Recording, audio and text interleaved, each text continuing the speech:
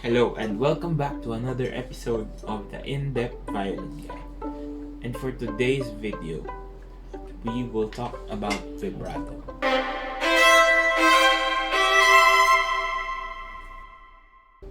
So first things first, what is vibrato for the violin? So it's essentially fluctuating the tone with the use of your fingers, with the movement of your fingers. So there are three main types: the finger vibrato, the hand vibrato, and the arm vibrato. So the finger vibrato starts with moving the fingers in this rocking back and forth motion, and the hand vibrato, also termed as wrist vibrato, moves the hands and the wrist. Now, the arm vibrato is concerned with moving the whole hand. So, in practice, we can divide these three types of vibrato. But in performance or making music in general, you're not really purely using one over the other. Sometimes it's a combination of both or using all of it. So within these types, you can change certain aspects of it, whether it be the intensity, the speed, the length of the movement, or the range of motion that you need in order for you to achieve the sound that you want in regards to your music. So you should be able to change from one type to another without any problems. You can change how fast or how slow, how hard you hit the strings with your fingers. It can all affect the sound that you need to play. So the intensity of vibratos, the subtlest or the most subtle, comes from the fingers. And as we go into bigger muscles, we have more defined and stronger dynamic changes or movements that we can achieve using these vibratos.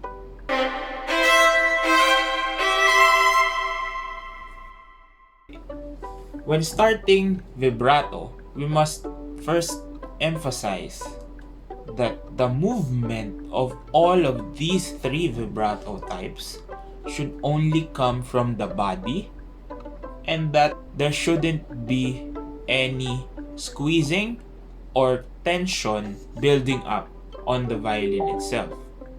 There shouldn't be any squeezing because as we squeeze the instrument, we are hindering the motion of vibrato in the essence of it, right? Because vibrato requires you to move back and forth to the target note so that you can fluctuate the vibration of the notes. So first, to learn it, a student must have a relaxed hand, and of course the contact points should remain at the same pressure even without vibrato.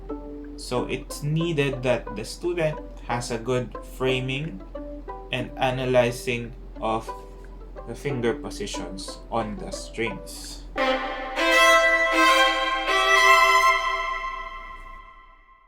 So let's start with the finger vibrato. This is actually the smallest yet the hardest ones to perform or to do because it requires the most subtle movement in order for you to do it. So it is moving your fingers or unlocking that joint so that your fingers can move freely. So let's try it out.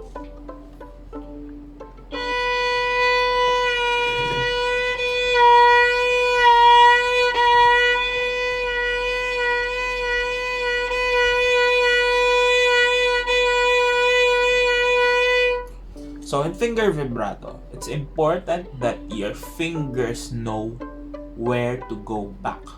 Okay? It doesn't go to the front.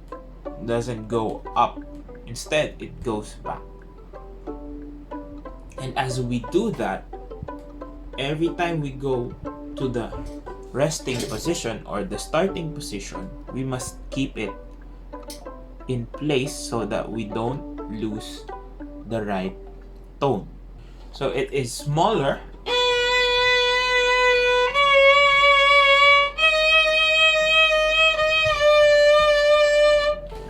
It's the smallest of all, and it is the hardest to do, but it is the ones used especially mainly on slow pieces, because we want to give the idea of motion into we're playing. So if we're playing long notes,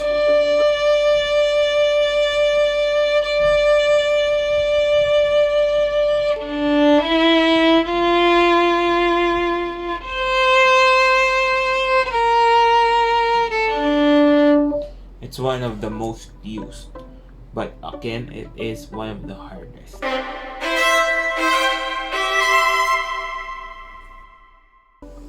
So with the hand vibrato, we must understand the motion behind it also. So we're using the hand in a back and forth manner. It's still swinging back and not mainly using this motion. So how do we practice this one? So we try to set it. Let's try it in third position, E. Okay? And then we move back as the hand drops, like so. So I'm not really trying to overemphasize this. We're moving the whole hand, not just the wrist, but the whole hand.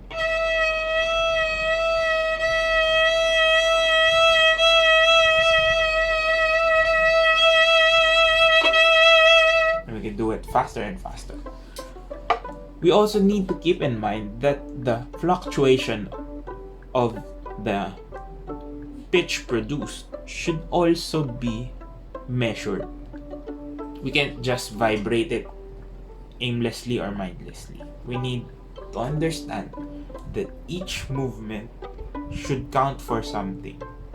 So, just like bowing, we can also make use of that concept of note values in order to practice good vibrato, to make it equal. So how do we do that? We try to practice vibratos first in quarter notes,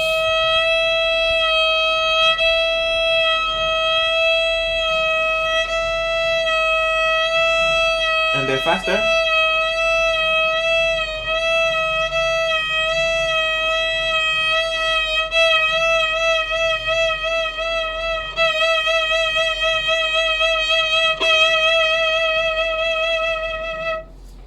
So as we go on faster and faster, we use lesser movement, but the intensity goes up. Now, this is an easy practice. Now, if you can't do it still like this, you can try to rest your scroll into a wall so that it doesn't move, so that it frees your whole arm without actually trying to work with the contact points. But of course, you need to keep it there, just that so it becomes more secure. And also, if you will check, we are not moving the violin in any way. We're just moving our fingers and our hand. So this is something to keep in mind when you're practicing hand vibrato.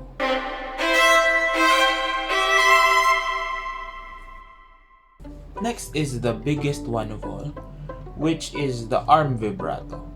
Now, it's basically the same principle when moving all of it, just a back and forth motion, but instead of coming from the fingers, coming from the hand or wrist, the impulse comes from your elbow. So you move it backwards. Okay, let's try it from E again.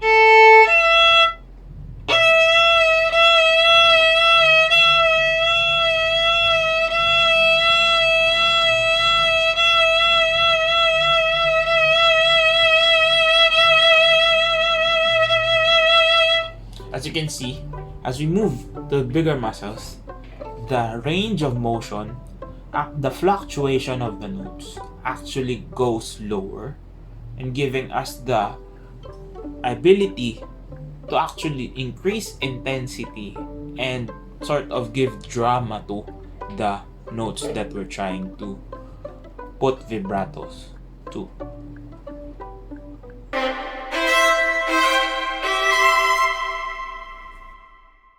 Now, there is another type that's not really vibrato but sort of a vibrato, which is the fingertips. This is too fast that we can say that we're not actually fluctuating, but it changes the sound like a vibrato.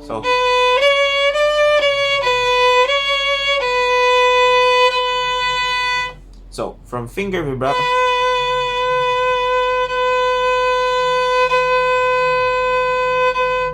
why is it called simulated? Because there is no direct back and forth motion, almost none. It's simply the pressure of the fingers, and it creates the illusion that there is this rocking or vibrating motion.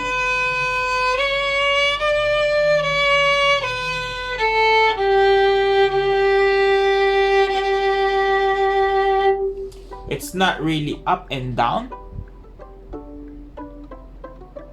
because this is finger vibrato, right? Now this is only here. You can only feel it on the fingertips. Okay. So how can we practice this? We can practice without the violin by just simply moving our hands, our arms, and then trying to loosely move our fingers or our hands, and then move our fingers. So we're trying to mimic the motion of the vibrato, which is back and forth.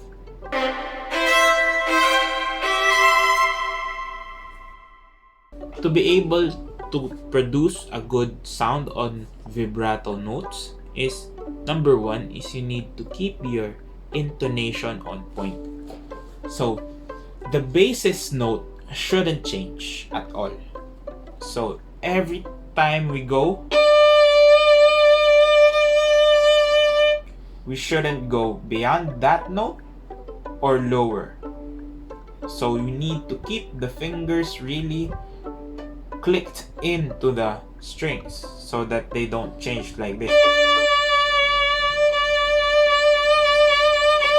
There is always a point of reference on where you started. That's where you always come back.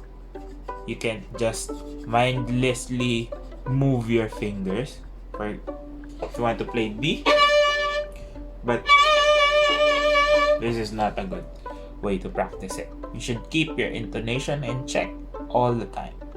Even though we are moving in a back and forth manner, we are not going parallel into the strings. Keep that in mind, that the back and forth motion comes at an angle, which is like so. It comes at an angle, if you can see. We move at an angle and not parallel, because that would affect our intonation and would lessen the vibrato effect, because we will move at the same rate as the strings movement. So also, when it comes to the speed of the vibrato, it's almost correlated with the length of the notes. Like in bowing, when we try to play it faster, we tend to use lesser movement. So the same thing goes with vibrato. You can move big movements and still play super fast. That is what's going to happen. So it should come in mind that you need a fast vibrato means a small movement. also important to note that you don't need to put vibrato on all your notes. It's not something that is needed all the time.